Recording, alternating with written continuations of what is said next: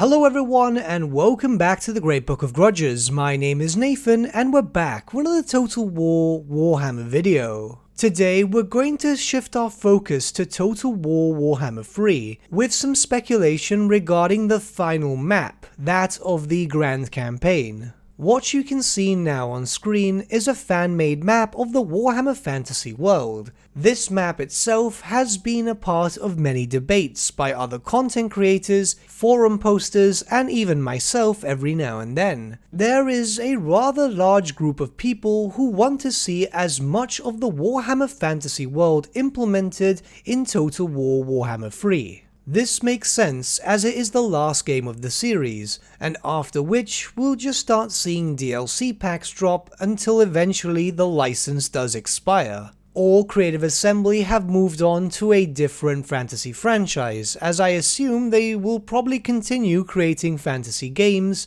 due to the popularity of the Warhammer series. Just a quick diversion of topic, I think it's in their best interest to carry on making fantasy-related Total War games, but before anything, please, I am begging you, another historical first. Sorry, I had to get that out of my system, but yeah, historicals desperately need a new game. But getting back into topic, I do think eventually we will have a full campaign map encompassing the whole of the Warhammer fantasy world. However, I really don't think that we're going to have that at the very start. You see, unless factions such as Cathay, if Creative Assembly and Games Workshop are willing to have Cathay as a playable faction, unless Cathay is released on day one, it really makes no sense to have a full and complete world. It's likely that if Cathay does get implemented into the Total War Warhammer series, it would be in the form of a DLC pack, or at least that's what I'm more or less speculating, which unfortunately would mean that those areas, until Cathay would get released for example, would be surrounded or inhabited by nothing but Empire clones, High Elf clones and so on.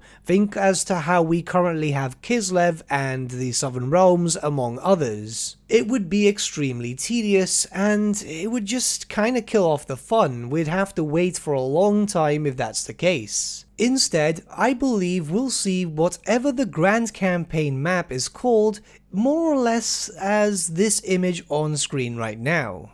It's a lot smaller, yes, and perhaps it could even have the addition of a full completed Lustria and the Southlands. Of course, it's not the full world as many of us would like, but that doesn't mean that that would be the final result. This, in my mind, would more or less be how the Mortal Empires could be implemented for the third game, and then the final full world map being how it would eventually end up. Which could in theory be possible. For that, what we're going to do now is look at another Creative Assembly game, that of Total War 3 Kingdoms.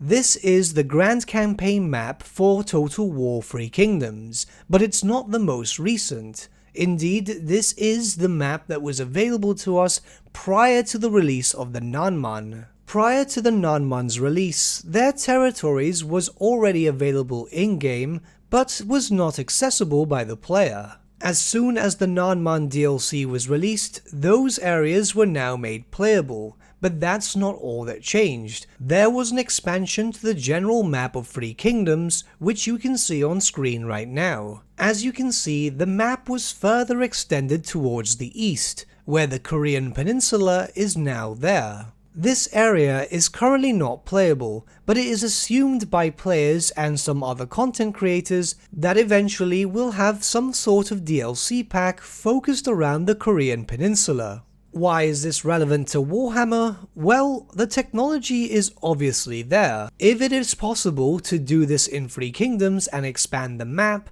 well, then it should in theory be possible for Warhammer 3, which as far as we are aware has been in development for quite some time now. We are heading into the 4th year since Warhammer 2 was released, so one could assume that there has been a lot of work going towards Warhammer 3. If the technology is available for one game, then surely it must be available for another. And I think it's very likely that we could see some sort of very similar implementation. So with all that being said, let's go back to the Warhammer Fantasy world. The Warhammer Fantasy world is absolutely massive, and should Creative Assembly decide to make this all playable, then it would most likely be the biggest map they've ever created. So it obviously does make sense not to implement everything in one go. If they go by the system that Three Kingdoms currently adopts, this could be a way for Creative Assembly to not outright confirm a full and complete world map, but only expand upon it if it's still financially viable to them. Many countries in the eastern parts of the Warhammer Fantasy world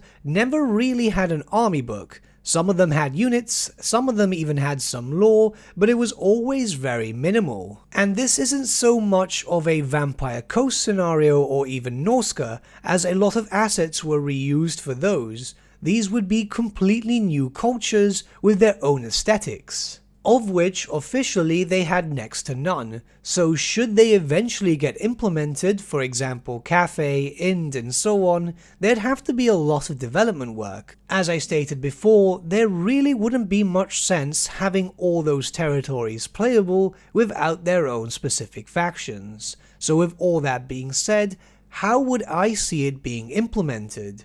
Well, we're going to keep with this map.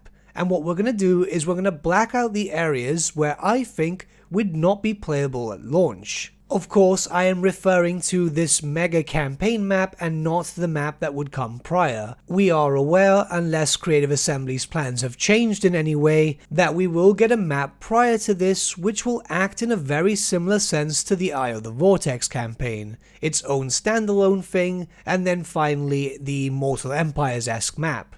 So realistically, let's black out the areas which really don't need to be there at the launch of this map. As you can see, a bunch of the east has been taken off, Cafe, Ind, and a few other locations, which have no armies associated in relevant army books, supplements and so on from Warhammer Fantasy. The world looks a lot smaller now, doesn't it? But then, say for example, with a DLC pack, it could move a little further to the east.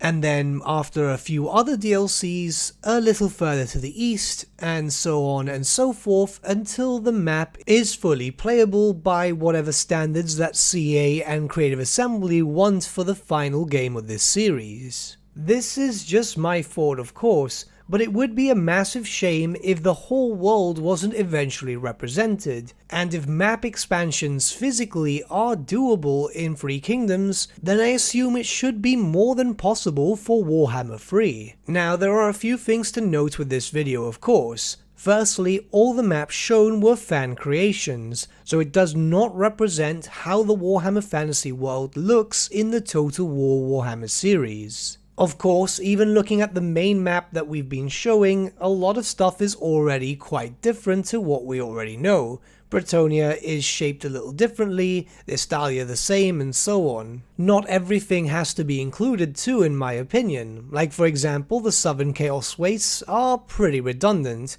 There is literally less lore with that area than there is for Helm and Gorst. Barring the fact that there is a high concentration of demon/beastmen hybrids, it was never really expanded upon much. But with all that being said, I genuinely think that this is probably the best way to go. I could be wrong, however, and well, these things do happen, but let me know what you guys think in the comments below. I'm rather curious to see what you guys think regarding this type of system.